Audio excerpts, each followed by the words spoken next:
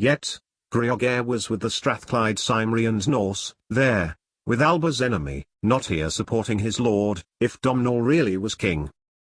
Moving further forward, Osrith's mind began to race. What should she do? 4 people, another wood license. 3.2. And there was Saenid. Stolid, reliable Saenid, face impassive. She needed to speak to Saenid. It began to snow. The family before her huddled closer together as the elderly couple in front of them shuddered before Domhnall, who beckoned behind him. The woman was sheltering in the man's arms, seemed poorly dressed, and a word to Constantine brought forth a cloak which Domhnall himself swung over the woman's shoulders. At that moment, Osrith ducked. She twisted behind the 2 younger children and was standing before the head of Domhnall's household guard. To his credit, Saenid did not express surprise. What he did do, having noted Osrith's dress and blade, was to grab around her arms and point his own sword at her throat. Osrith tried to struggle, but this only caused the man to grip her tighter, wrestling her away from the king and to a wall away from the proceedings. Efficient, deft, professional, reliable. Osrith knew she was right to trust in him. "Tell me your intentions towards the king," he hissed by her ear, blade on her skin. Osrith relaxed. "To save his life, Saenid," she replied. And, the head of Domhnall's guard slowly lowered his knife. Osrith closed her eyes, relief coursing through her. To save Domhnall Mac Corstin's life. 88,888,888. Saenid took Osrith across the courtyard, arms screwed behind her back. To look as if she was being apprehended was indeed the best way. Osrith forced herself not to look at tagged. As they passed the king, Domhnall was still issuing gifts to his subjects had not turned. If she did, Osrith knew she would run to him, and this would risk Domhnall's anger. Then her news of impending danger would be lost, and so might he. But she did turn, as they reached guard's room and saw Fergus's flame-red hair glowing in the snowlight. Osrith's heart picked up the pace as she glimpsed Tagged's head, too, almost as white as the flakes that drifted around them.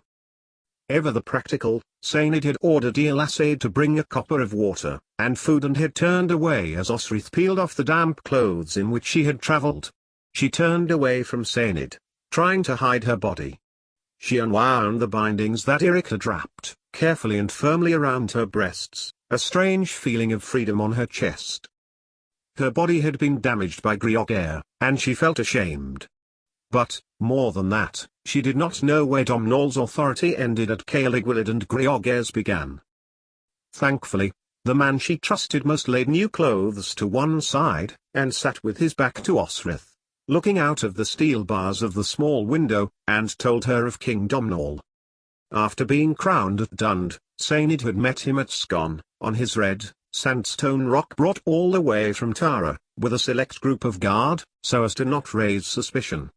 He had assured Domhnall that the household was loyal to him, and Domhnall had marched on Dunnottar with Phelim's Picts, Grioghair's men including the Cembulaich, Strathclydians, once loyal to Eochaid, who had been snubbed by their king and had sworn to Domhnall instead. The battle had made Eochaid flee, Saenid continued, as Osrith bathed her body, and then she told him what she had learned in Caeligwylad. Saenid merely nodded. But Grioghair... Giric... is Domhnall's ally, Osrith pressed. Maybe he is, Saenid replied. I cannot tell. His men instigated the rebellion to allow Domhnall to escape at Glashcu. Osrith said nothing for a moment as she thought about that night, Finolai waking her, their fleeing to boats to sail for Iona in the darkness. Was he merely playing them both, king-making for them both, only to try to claim the throne solely for himself? She suggested this to Saenid. It makes sense, the head guard conceded, his black hair glowing in the candlelight. He was still facing the window. Grioghair, Giric, could not unite all kingdoms under all men. He is not Ui Alpin where Eochaid and Domhnall are. And then, in Caeligwylad, attempting to woo the Danish king there. And he has almost managed it.